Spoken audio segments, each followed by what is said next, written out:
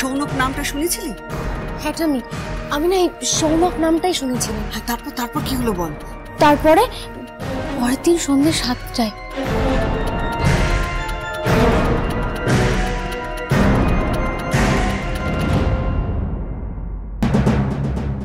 তাহলে এতক্ষণ ওই পামেলা নামক ঝামেলাটা নাটক করছিল? আমারও না তাই মনে হচ্ছে, জানো মা। না হলে বলো, একটা ছেলে প্যামেলাকে ফোন করছে অথচ তাতে ওর কোনো ইন্ধন নেই, এটা হতেই পারে না। আর যদি তর্কের খাতিরে মেনেও নি যে প্যামেলা ইনোসেন্ট, ওই ছেলেটার সাথে ওর কোনো সম্পর্কই নেই, তাহলে ছেলেটার নাম, ফোন নাম্বার এগুলো বলছে না কেন? ওই বিদেশ থেকে এসেছে বলে ওর নাম বললে ঝামেলা টামেলা হবে? এসব বেকার কথা। বড়দা, সেসব নয়, পরের কথা। আপনি আগে ভাবুন যে এই মেয়েটার সঙ্গে নাকি আমাদের ভিকির বিয়ে হবে। তো ভাবাই যাচ্ছে না। বিয়েটা ঠেকাবে কি করে শুনি? যাও না, যাও মাকে বলতে যাও। মা বিশ্বাসই করবে। মা তো একটু আগে বলেই দিল যে মেয়েটা কত ভালো ফ্যামিলির মেয়ে, কত ভালো মেয়ে। ভালো মেয়ে সে তো দেখাই যাচ্ছে। এই মেয়ের সঙ্গে কিছুতে ভিকির বিয়ে হতে পারে না। ভিকির বিয়ে হবে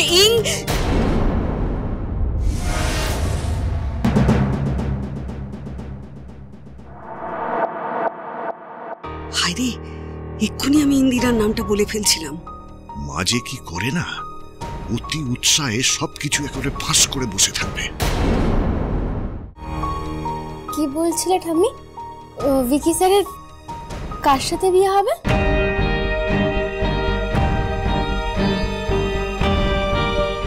ইনটা আবার কি? তুমি কি অলরেডি কাউকে ভেবে ফেলেছো ঠাম্মি? কি নামটা কি তার পুরো? পুরো নাম? পুরো নাম আবার কি? তাহলে যে মা ইন বললেন? ইন্ডিয়া মানে আমাদের এই দেশ। হ্যাঁ, এই দেশ মানে ভিকির সাথে যার বিয়ে হবে সেই ইন্ডিয়ার মেয়ে। হ্যাঁ, ওই কোনো বিদেশ থেকে আসা মেয়ের না, একদম এই ইন্ডিয়ার বাঙালি, বাংলার মেয়ে একদম। হ্যাঁ, মা জোর বাঁচা বেঁচে গেছে। আরে বাবা, এমনিতে তো ওই ভিকির সাথে মেয়েটার বিয়েটা আটকানো যাবে না, প্রমাণ চাই। তোরা প্রমাণ জোগাড় কর। ইন্দিরা শোন না মা, আমি জানি ভিকি আর সোহানা তোকে যা তা বলে, উঠতে বসতে তোকে অপমান করে, তাই বলে ভিকির জীবনটা তোর চোখের সামনে নষ্ট হয়ে যাবে? একটা ভুল মানুষের সঙ্গে বিয়ে হবে আর তুই সেটা আটকাবার জন্য আমাদের সাহায্য করবি না? আমি কিছু করলে যদি জটিলতা বেড়ে যায়? কিসের জটিলতা? তুই তো আমাদের ভরসা। আর তুই তো জানিস বিয়েতে সমস্যা হলে মানুষের জীবনটা কিরকম নষ্ট হয়ে যায়। ইন্দিরা, তুই আমার দাদু ভাইয়ের জীবনে ওই ঝামেলাটাকে কিছুতে আসতে দিস না। তুই আমার দাদু ভাইকে বাঁচা, যে করে হোক বাঁচা। আমি চেষ্টা করব। দেখো, অন্যায় দেখলে আমি কিছুতেই চোখ বুজে থাকতে পারবো না। আমি আসি। হ্যাঁ, আসছি।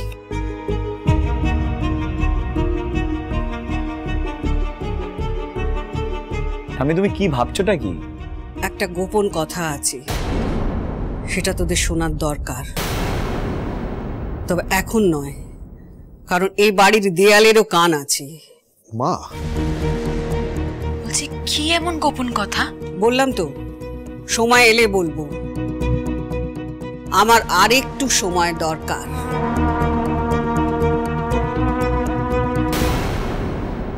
আপনি তো মিস্টার বিক্রম চ্যাটার্জি, রাইট?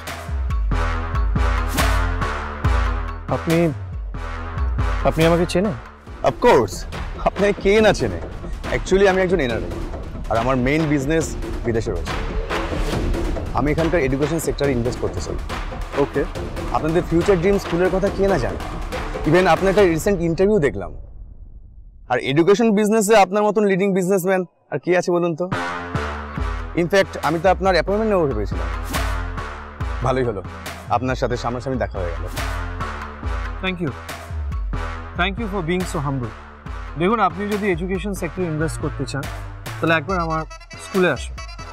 আমরা অ্যাক্রস দ্য টেবল বসি, কফি খেতে খেতে আপনার ইন্টারেস্টটা বোঝার চেষ্টা করি, আপনিও আমাকে একটু চেনার চেষ্টা করুন। তারপর let's take things forward. Okay, thank you so much. Definitely আমি আপনার স্কুলে যাব। See you soon then. Of course. Bye bye. Excuse me, আপনার নামটা জানা হলো না। SK Ray. It was a pleasure meeting.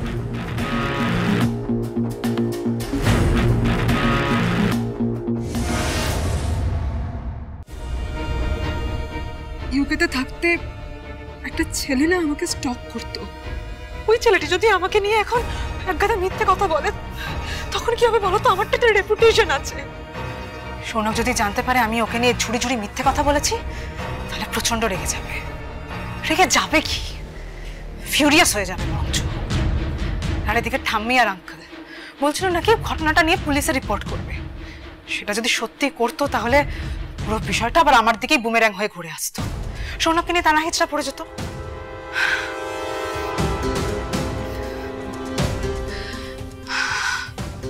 Sounak আমাকে নিয়ে প্রচন্ড পজেসিভ।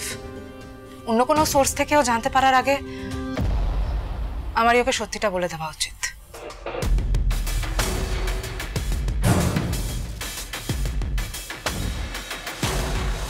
পামেলা, তোমার ফোনের জন্যই তো ওয়েট করছিলাম।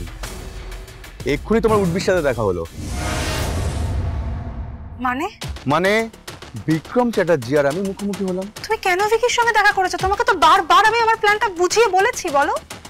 তুমি এগ্রি করেছো, তারপরেও কেন সব পাগলামো হচ্ছে বলবে? আমি কোনো পাগলামো করিনি পামেলা, আমি জাস্ট তোমার প্ল্যানটা বোঝার চেষ্টা করছিলাম। সেটা ভিকির সাথে দেখা করে? ইয়েস পামেলা, তোমার প্ল্যানটা বোঝার জন্য আমার ভিকির সাথে দেখা করাটা খুব দরকারি ছিল। আর ভিকির সাথে দেখা করে তুমি কি বুঝলে? আমি দেখলাম যে mister Vikram Chatterjee is very handsome, অত্যন্ত সুপুরুষ আর খুবই বড় লোক। আর তার জন্য তুমি আমাকে যখন তখন ডিচ করতে পারো। প্লিজ সৌনক, তোমার মাথা থেকে না এইসব উদ্ভট ভাবনাগুলোকে সরাও, বুঝলে? লোক, এই বাড়িতে একটি মেয়ে থাকে, পিজি, ইন্দিরা। সেই মেয়েটি ভিকিদের স্কুলেরও টিচার। এই মেয়েটি সেদিন আমাদেরকে ফলো করে পাব পর্যন্ত গিয়েছিল। আমার মনে হয় এই মেয়েটি আমাদেরকে সন্দেহ করছে, কারণ এই মেয়েটি যেরকম ধরনের মেয়ে না, ওর পোশাক আশাক দেখে একদমই মনে হয় না যে ও পাবে যাওয়ার মতন মেয়ে। দেখো, আমি এমনিতেই প্রচন্ড টেনশনে আছি, আর এই বাড়িতে তোমার ফোনটা কে ধরেছিল সেটা আমি এখনো বুঝে উঠতে পারছি না। আর এই অবস্থায় প্লিজ শোনো, তুমি আমাকে এতটা টেনশন দিও না, আমার উপর এতটা প্রেশার ক্রিয়েট করো না। আর তুমি তো জানো, বলো, যে আমার উপর প্রেশার ক্রিয়েট করলে আমি ড্রিঙ্ক না করে থাকতে পারি না। আমি তোমার চাপ কমিয়ে দিচ্ছি বেবি। জানলা দিয়ে একবার বাইরে তাকাও এন্ড স্মাইল। হোয়াট?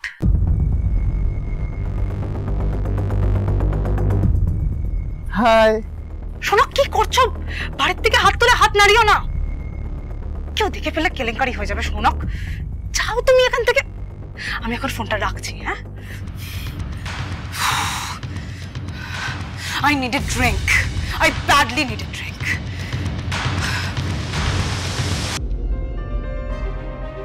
আর তুই তো জানিস বিয়েতে সমস্যা হলে মানুষের জীবনটা কিরকম নষ্ট হয়ে যায়। ঠাম্মি কেন বললো যে তুই তো সবটা জানিস? ঠাম্মি কিভাবে জানলো আমার বিয়েতে কোনো না কোনো বিভ্রাট হয়েছিল? আর তাই আমি এই কথাটার সঙ্গে ঠাম্মির ভিকি স্যারের একটা ভুল বিয়ে আটকানোর চেষ্টার সঙ্গে মেলাতে পারবো। তাহলে কি ঠাম্মি আমার ব্যাপারে খোঁজ নিয়েছে? কিন্তু খোঁজ নিলেও মামা বাড়ির গ্রামের তো কেউই আমার জীবনের আসল সত্যিটা জানে না। তাহলে নাকি পুরোটাই ঠাম্মির অনুমান? আমাকে অবিবাহিত দেখে ঠাম্মি তৈরি করে নেওয়া একটা ধারণা। তোর কিছুই মাথায় আসছে না। বাপরে, এই উপহার দিতে তোমারে। আমি যাচ্ছি, বংশী দাও আমাকে দাও। আরে সাল তুমি পারবা না। আমি ঠিক পারবো। আমাকে দাও দাও দাও দাও, তাড়াতাড়ি করো, অনেক জিনিসপত্র আছে। ঠিক আছে, চলো চলো, আমি এটা নিয়ে যাচ্ছি, তুমি ধীরে ধীরে লইয়া আসো। চলো চলো চলো।